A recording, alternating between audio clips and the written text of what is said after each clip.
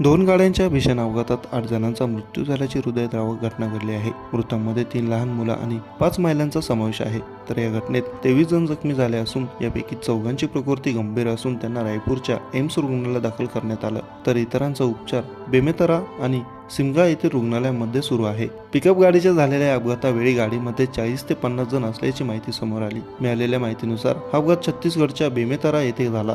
गाडीवर सर्व हे एका कार्यक्रमावरून परतत असताना हा अपघात झाला. कार्यक्रमावरून परतत असताना त्यांची गाडी ग्रामकटिया येथे पोहोचली. तिथे त्यांच्या गाडीला भीषण अपघात झाला. हे सर्व ग्रामस्थ पत्री येथे राहणारे आहेत. सध्या जखमींना रुग्णालयात उपचारासाठी दाखल करण्यात आला आहे. एका वरिष्ठ अधिकाऱ्याने दिलेल्या माहितीनुसार हा अपघात रविवारी रात्री उशिरा झाला. कटिया गावाजवळ हा अपघात झाला असून एका कौटुंबिक कार्यक्रमातून परतत असताना अपघात घडला. एका मालवाहू वाहन रस्त्याच्या शेजारी उभ्या मिनी ट्रकला जाऊन धडकला आणि हा अपघात झाला. मृतांमध्ये भुरी निषाद वय वर्ष 50, नीरा साहू वय वर्ष 55, गीता साहू वय वर्ष 60, अग्निया साहू वय वर्ष 60, खुशबू साहू वय वर्ष 39, मधु साहू वय वर्ष 5, रिकेश निषाद वय वर्ष 6 आणि ट्विंकल निषाद वय वर्ष 6 यांचा समावेश आहे.